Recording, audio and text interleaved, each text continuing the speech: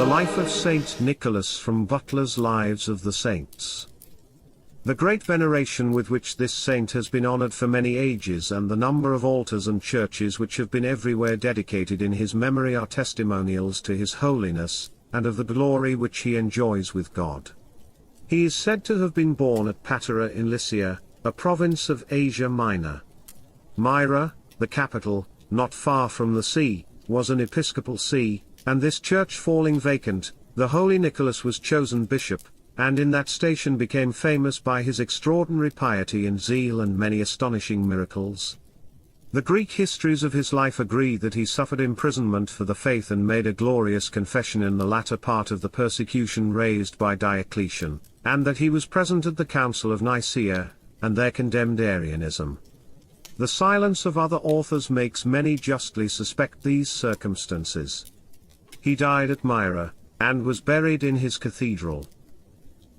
This summary account by Alden Butler tells us all that is known about the life of the famous Saint Nicholas, and even a little more. For his episcopate at Myra during the 4th century is really all that seems indubitably authentic. This is not for lack of material, beginning with the life attributed to the monk who died in 847 as Saint Methodius, Patriarch of Constantinople.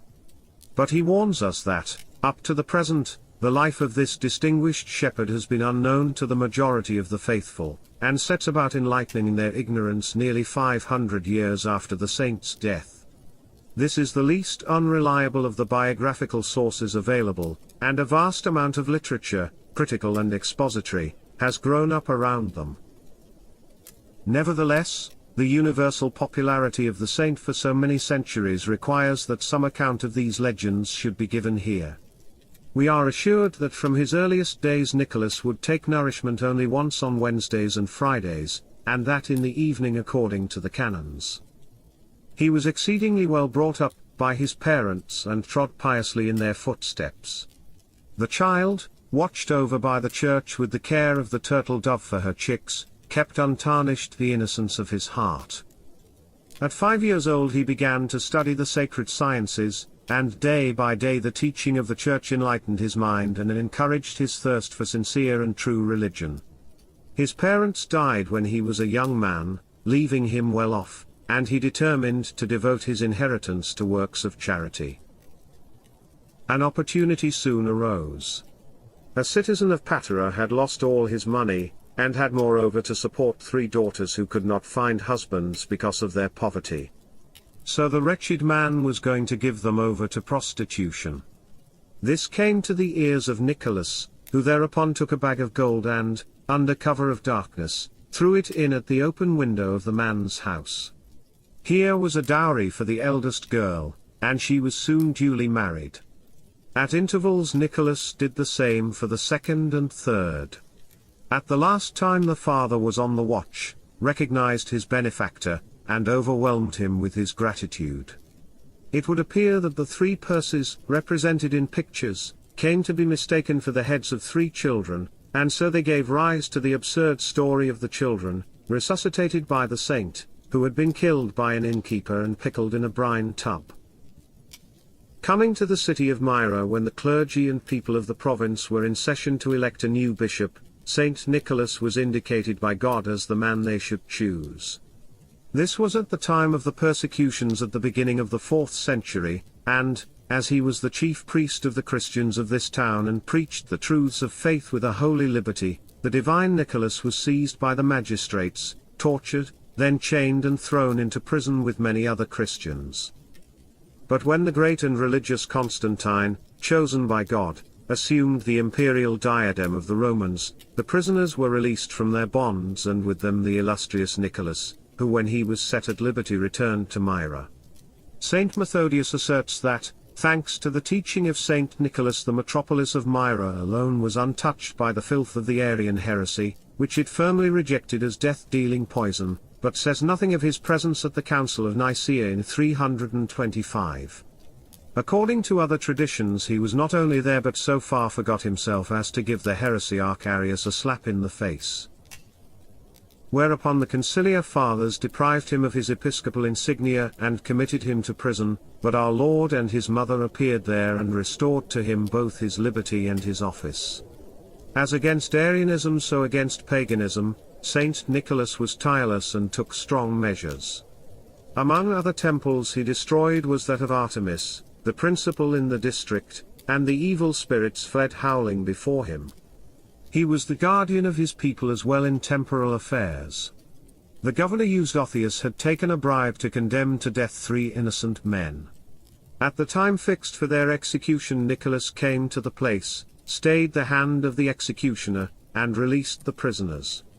Then he turned to Eustathius and did not cease to reproach him until he admitted his crime and expressed his penitence. There were present on this occasion 3 imperial officers who were on way to duty in Phrygia.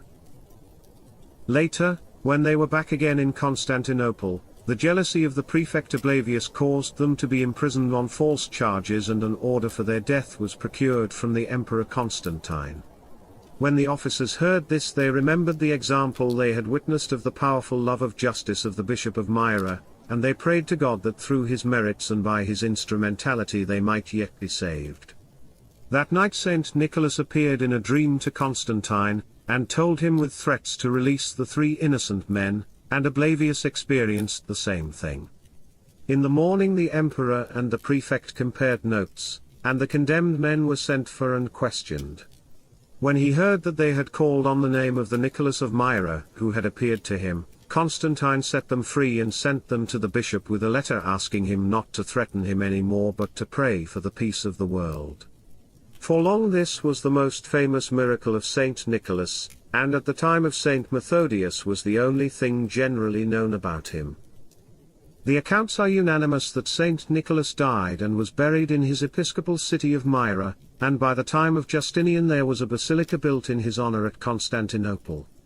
An anonymous Greek wrote in the 10th century that, the West as well as the East acclaims and glorifies him.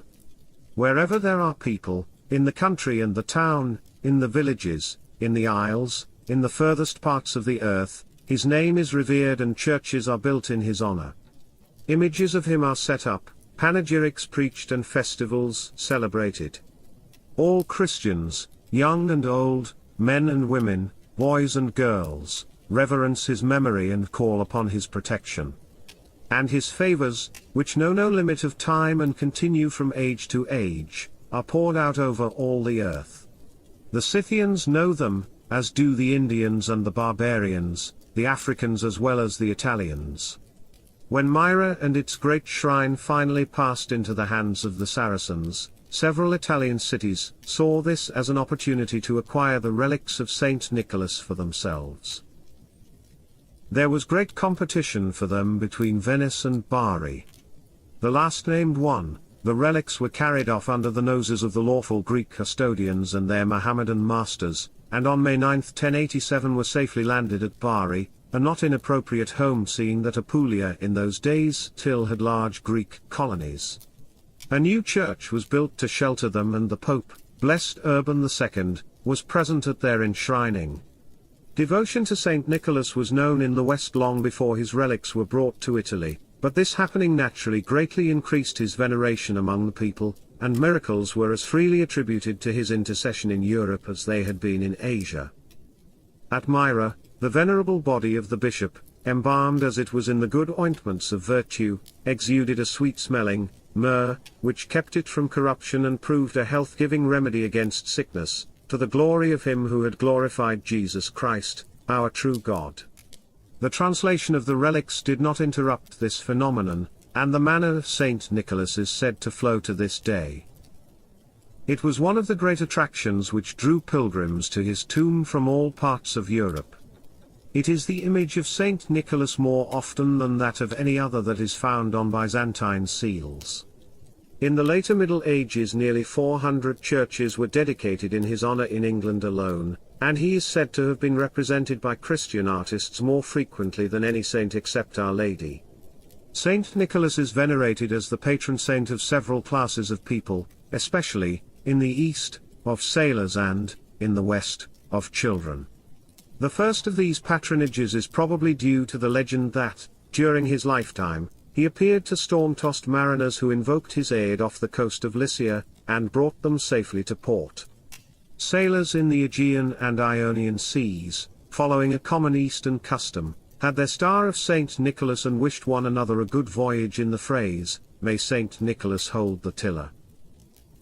The legend of the three children gave rise to his patronage of children and various observances, ecclesiastical and secular, connected therewith. Such were the boy bishop and, especially in Germany, Switzerland and the Netherlands, the giving of presents in his name at Christmas time. This custom in England is not a survival from Catholic times. It was popularized in America by the Dutch Protestants of New Amsterdam, who had converted the popish saint into a Nordic magician, Santa Claus, and was apparently introduced into this country by Bret Harte. It is not the only good Old English custom which, however good, is not Old English, at any rate in its present form. The deliverance of the three imperial officers naturally caused Saint Nicholas to be invoked by and on behalf of prisoners and captives, and many miracles of his intervention are recorded in the Middle Ages. Curiously enough, the greatest popularity of Saint Nicholas is found neither in the Eastern Mediterranean nor northwestern Europe, great as that was, but in Russia. With Saint Andrew the Apostle he is patron of the nation, and the Russian Orthodox Church even observes the feast of his translation. So many Russian pilgrims came to Bari before the revolution that their government supported a church, hospital and hospice there. He is a patron saint also of Greece, Apulia, Sicily, and Lorraine, and of many cities and dioceses, including Galway, and churches innumerable. At Rome the Basilica of St. Nicholas in the jail of Tully in Carcere, was founded between the end of the 6th and the beginning of the 7th centuries. He is named in the preparation of the Byzantine Mass.